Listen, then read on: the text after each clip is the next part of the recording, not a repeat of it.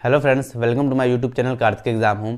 देखिए, उत्तर प्रदेश में इस समय दो जो सरकारी भर्तियां हैं वो ट्रेंडिंग पे चल रही हैं। सबसे ज़्यादा फॉर्म जो कैंडिडेट के हैं इन्हीं दो भर्तियों के पड़े हैं। एक है कहते हैं यूपी पीसीएल एग्जीक्यूटिव असिस्टेंट का फॉर्म, और दूसरा जो इस समय ऑनलाइन की प्रक्रिया उसकी चल रही है वह है Allahabad high court junior assistant. ठीक है, तो सबसे ज़्यादा कन्फ्यूजन ये है कि जिन्होंने दोनों फॉर्म डाले हैं वो किस प्रकार किसकी तैयारी ज़्यादा प्रेफर करें।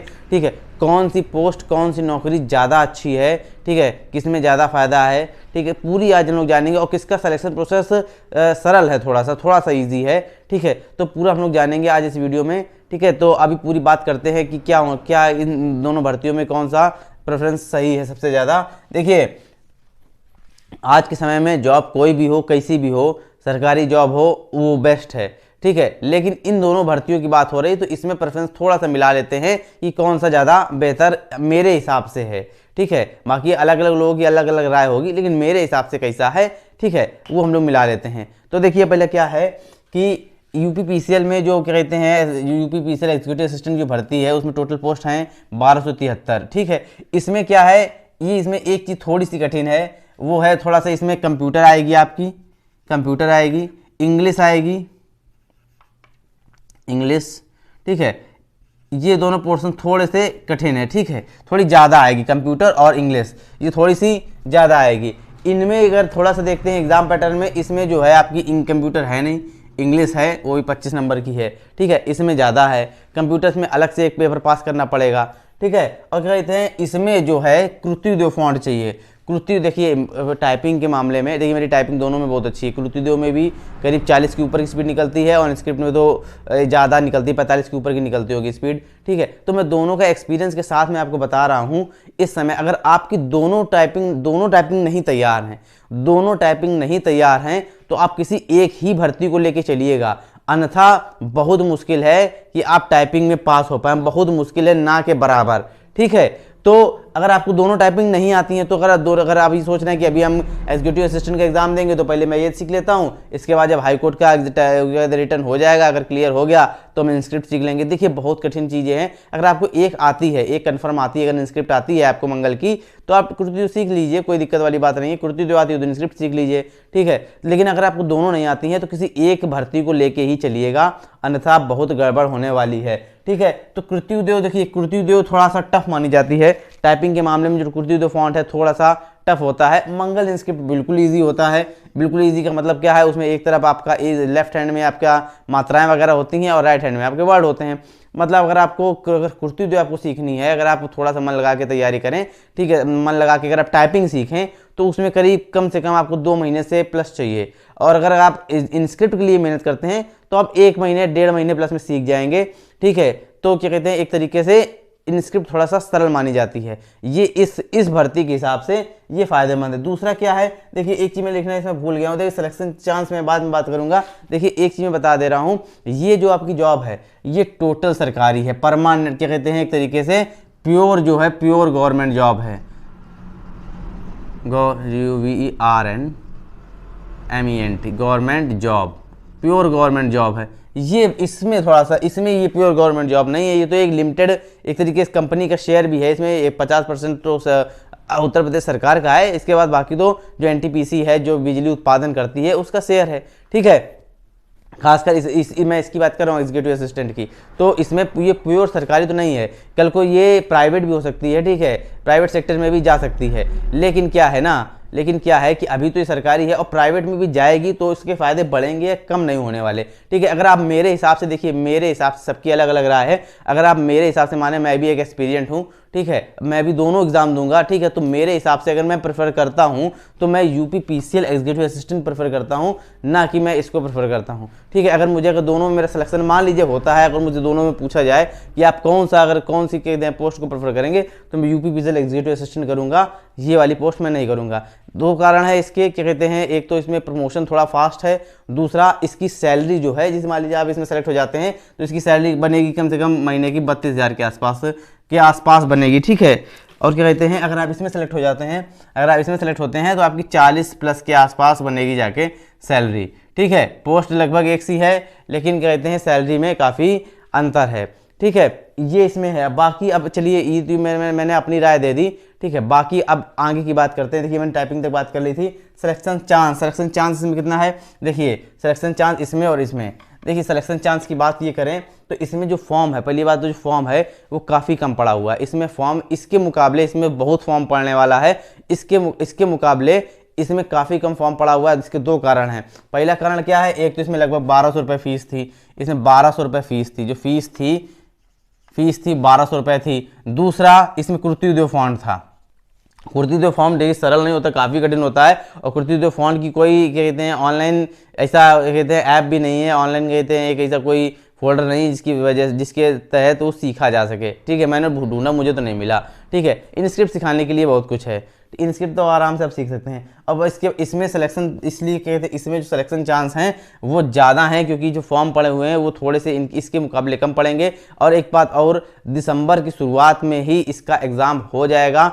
99% ऐसा चांस है कि दिसंबर की शुरुआत में। नवंबर के लास्ट में थोड़ा सा मुश्किल है, वैसे लोग नवंबर के लास्ट में ज़्यादा प्रेफरेंस बता रहे हैं, लेकिन थोड़ा सा मुश्किल लग रहा है। दिसंबर की शुरुआत में ज़रूर इसका एग्ज़ाम हो सकता है, हो जाएगा, ठीक है। इसमें सिलेक्शन चांस थोड़ा सा कठिन है, बहुत कठिन, थोड़ा सा कठिन नहीं, बहुत कठिन है। देखिए एक चीज़ इसमें और है, इसमें जो टाइप की टाइपिंग मांगी गई है 35 मांगी गई है इंग्लिश की, 35 मांगी गई है इंग्लिश की और 30 मांगी गई है हिंदी की। और इसमें जो टाइपिंग है आपकी वो मांगी गई है 25 हिंदी में और क्या कहते हैं हिंदी में और 30 इंग्लिश में, ठीक है। ये निकालना कोई बहुत बड़ी बात नहीं है, इसलिए लोग इस पर ज़्यादा वो करेंगे कि ठीक है इतने तो निकल आएगी, ठीक है। और क्या कहते हैं ये निकालना थोड़ा सा कठिन है क्योंकि 30 में कुर्ती उद्योग में 30 की स्पीड लाना वाकई बहुत सरल बात नहीं है, ठीक है ना। बहुत कठिन मैं नहीं कहूँगा, लेकिन वहाँ बहुत सरल बात नहीं है कुर्ती उद्योग में 30 की स्पीड लेके आना, ठीक है। और साथ ही साथ 35 की स्पीड लाना भी ठीक ठाक, मतलब अगर आपकी बहुत अच्छी टाइपिंग है तो ही आप 35 की स्पीड वहाँ पर निकाल पाएंगे। देखिए वहाँ पर जब कहते हैं हम लोग टाइपिंग करने बैठते हैं उस हॉल के अंदर, अपने घर में टाइपिंग करते हैं, कोचिंग सेंटर में सीखते हैं, वहाँ का माहौल अलग होता है। लेकिन जब वहाँ पर कहते हैं एग्जाम में टाइपिंग करते हैं तो वहाँ थोड़ी सी नर्वसनेस होती है, थोड़ी सी घबराहट होती है, ठीक है। तो बैक स्पेस ज़्यादा यूज़ होती है, थोड़ी सी स्पीड स्लो हो जाती है, इसलिए थोड़ा सा ये थोड़ा सा कठिन है। लेकिन इसमें सिलेक्शन चांस भी ज़्यादा है इसके मुकाबले, ठीक है। और क्या कहते हैं पोस्ट तो मैंने आपको बता ही दिया था ज़्यादा है, पोस्ट तो इसके मुकाबले ज़्यादा ही हैं, ठीक है। इसमें एग्जीक्यूटिव असिस्टेंट में दूसरा जो है इसका जो एग्ज़ाम आएगा, इसका जो एग्जीक्यूटिव असिस्टेंट का जो एग्ज़ाम आएगा, ठीक है, तो एग्जीक्यूटिव आएगा 200 नंबर का, 200 नंबर का एग्ज़ाम आएगा, 200 नंबर का एग्ज़ाम आएगा,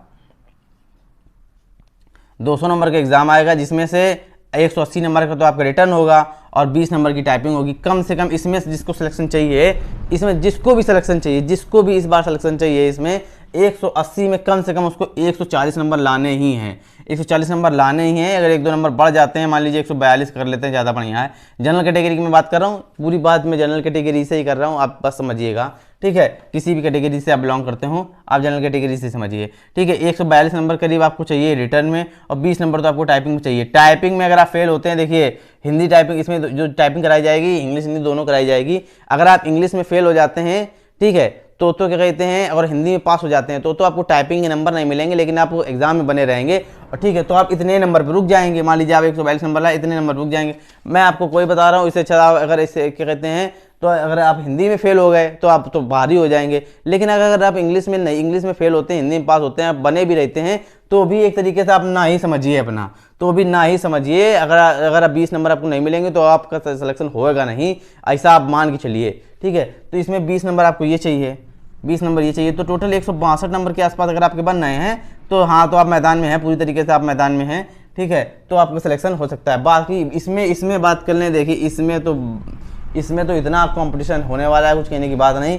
आप ये मान के चलिए 100 में आपको 90 चाहिए ही चाहिए। मैं आपको बताऊंगा कारण, देखिए कुछ लोग सोच रहे होंगे कि मैं ऐसे बोल रहा हूँ, मैं कारण भी बताऊंगा उसका, ठीक है। पिछले बार की कट ऑफ भी मैं लेके आया हूँ, वो भी बताऊंगा, ठीक है। आप समझ के चलिएगा, बस 90 नंबर ये चाहिए, बाकी 50 में 48 के आसपास चाहिए ये, ठीक है। तो 50 है मान लीजिए, 48 क्या 50 है मान के चलो, ठीक है, 50 है मान के 140 नंबर के आसपास अगर आपके 150 में बन रहे हैं, देखिए ये 150 नंबर का एग्जाम है, ये 150 नंबर का एग्जाम है, और 140 के आसपास क्या अगर आपके बन रहे हैं तो आप अपने को मानिए कि हाँ, कि आप क्या कहते हैं फाइट में हैं, क्या कहते हैं सिलेक्शन ले सकते हैं, वरना ना ही समझिए, ठीक है। अब मैं उसका कारण भी बताऊंगा, ठीक है, कारण मैं बताऊंगा। इसके बाद लास्ट कट ऑफ कितनी गई थी, देखिए लास्ट कट ऑफ की बात कर लेते हैं। पिछले बार जो एग्जाम हुआ था उसमें कट ऑफ कितनी गई थी, ठीक है, यहाँ मैंने लिख के लेके आया हूँ, आप लोगों ने देख भी ली होगी। 200 नंबर में से 156 गई थी, 200 नंबर में से 152 गई थी। इन 200 नंबर में से कितनी गई थी, 152, ठीक है, 152। तो 200 नंबर में 152 लाना है तो थोड़ा भी समझ में आता है इजीली, ठीक है, लाया जा सकता है।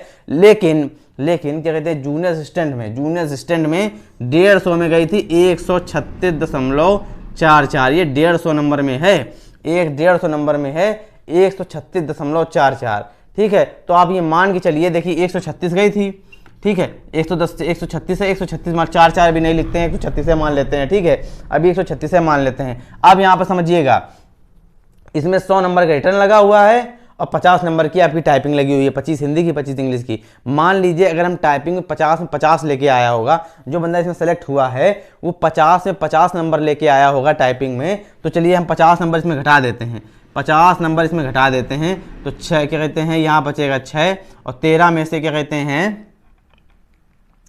13 में से ये 5 गया, बचा 8, ठीक है। 86 नंबर आपको चाहिए, 86 नंबर आपको चाहिए, क्या कहते हैं इसमें आपको सिलेक्शन पाने के लिए रिटर्न में आपको 86 नंबर कम से कम होना चाहिए, तब क्या कहते हैं उसके हुए होंगे। 2017 में जो एग्ज़ाम हुआ था, देखिए थोड़ा सा मैं कन्फ्यूज हो रहा था, ठीक है, 2017 में जो एग्ज़ाम हुआ था उसमें जो बंदा रिटर्न में 86 नंबर प्लस लेके आया था उसी का सिलेक्शन हुआ था। रिटर्न एग्ज़ाम में 100 में से 86 प्लस जो लेके आया था उसी का सिलेक्शन हुआ था। वो मैं तब कह रहा हूँ जब वो 50 में 50 टाइपिंग में लाया होगा, ठीक है। तो आप ये समझ के चलिए, देखिए मैं आपको बता भी दिया है कि 136.44 अगर नंबर मेरिट गई थी, ठीक है, 50 नंबर में टाइपिंग निकाल दे रहा हूँ तो 86 नंबर वो रिटर्न में लेके आया था 100 में से, ठीक है। आपको चीज़ समझ में आ रही, इसीलिए मैंने 90 लिखा है, इस बार 90 इस बार लिखा है जनरल कैटेगरी के लिए खासकर, ठीक है। आप सभी को मान के चलिए, मैं जनरल कैटेगरी की बात कर रहा हूँ, सभी को इतना लाना पड़ेगा, मतलब लाना पड़ सकता है, ठीक है। तो बाकी तो प्रेडिक्शन ही है ही। बाकी टोटल लास्ट वैकेंसी कितनी आई थी, देखिए 2017 में इसकी जो वैकेंसी थी वो थी 2296, ठीक है, और क्या कहते हैं इसकी वैकेंसी थी वो थी 1786, ठीक है। क्या कहते हैं, तो आप ये मान के चलिए इस बार तो वैकेंसी बहुत कम है इसके मुकाबले पर, पिछली भर्ती के मुकाबले पर अगर ध्यान दें। और इसकी बात मैं एक बार और कर ले रहा हूँ इस ये भर्ती मैंने किस लिए एग्जीक्यूटिव असिस्टेंट की अच्छी बताई थी, इसकी नहीं अच्छी बताई थी मेरे प्रेफरेंस के हिसाब से। देखिए इसमें तो 1273 पोस्टें हैं, ये क्या कहते हैं एक ही पोस्ट के लिए एग्जीक्यूटिव असिस्टेंट के लिए, लेकिन यहाँ पोस्ट बटी हुई हैं, यहाँ लगभग 800 के आसपास कहते हैं जूनियर असिस्टेंट है, बाकी तो पेड अप्रेंटिस है। बाकी अब मैं पूरी तरीके रिकॉल नहीं है कितनी है, मैं आप इतना बता दे रहा हूँ, ठीक है, बाकी 271 बचता है, ठीक है, ये पेड अप्रेंटिस है, ठीक है। तो पेड अप्रेंटिस तो अप्रेंटिस है एक तरीके से, मतलब वो उसको मैं इतना वो प्रेफरेंस में मैं उसको फॉर्म में भरूंगा तो उसको भी प्रेफरेंस में रखूँगा नहीं एक तरीके से, ठीक है।